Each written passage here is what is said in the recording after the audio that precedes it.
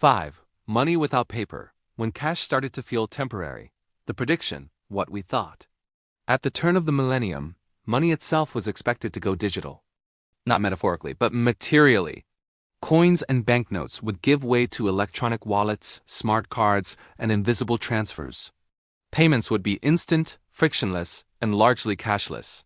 Instead of counting change or carrying wallets thick with paper, people would authenticate themselves electronically and move value with a tap, a swipe, or a code. The idea was not simply about convenience. It was about inevitability. If information could become bits, why not money? If commerce could move online, why should payment remain physical? In the same way that email replaced letters and streaming replaced disks, cash would be replaced by electronic equivalents that were faster, safer, and easier to track. By the late 1990s, many futurists predicted that physical money would become a niche relic early in the 21st century, used perhaps for emergencies or nostalgia, but no longer central to everyday life. Standing in 1999, this felt like one of the clearest bets about the future. Why this prediction made sense in 1999. To understand why a cashless society felt imminent, it helps to recall how awkward money still was at the end of the 20th century. Cash dominated daily transactions. Credit cards existed, but acceptance was uneven. Many small businesses operated on cash only.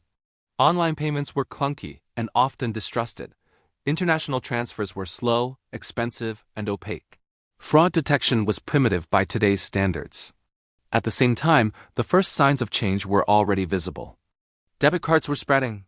ATMs were common. Early stored value. Cards, such as transit passes or prepaid phone cards, hinted at a world where value could be embedded electronically. Banks were experimenting with online portals. Companies like Visa and MasterCard were investing heavily in digital infrastructure. Crucially, this was happening before smartphones, before mobile apps, and before biometric authentication. Payments still required physical cards, signatures, or PINs, and yet, even with these limitations, electronic payments were demonstrably more convenient than cash in many contexts. There was also a powerful security argument. Electronic money could be tracked, audited, and reversed. Cash could be lost, stolen, or counterfeited. In a world increasingly concerned with efficiency and control, digital transactions looked safer and more modern. Add to this the broader emotional context of 1999, the sense that old frictions were finally being engineered away, and the disappearance of paper money felt like a natural next step.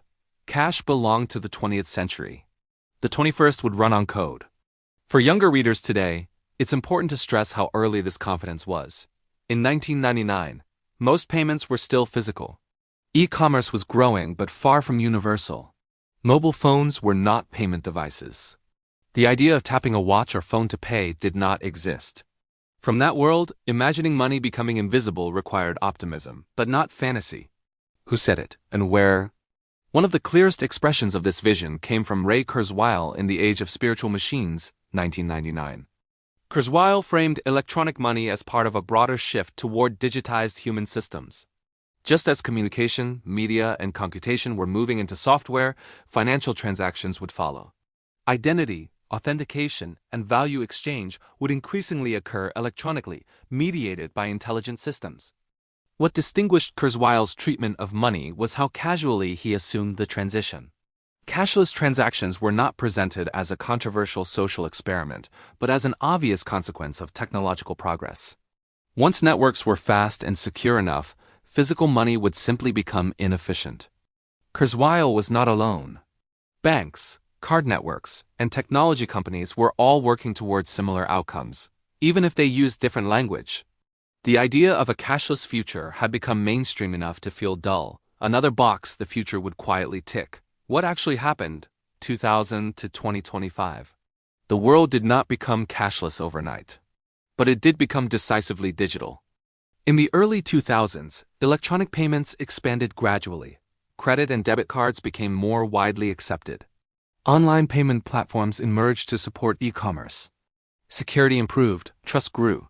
The real inflection point came later with the rise of smartphones. Once phones became personal computing devices, payments followed. Mobile wallets turned phones into secure payment instruments. Biometric authentication replaced signatures and PINs. Contactless payments eliminated friction. Peer-to-peer transfers made splitting bills and sending money trivial. By the 2010s and early 2020s, the shift accelerated dramatically. In many countries, cash usage declined sharply. Entire generations grew up rarely carrying physical money. In some cities, businesses stopped accepting cash altogether.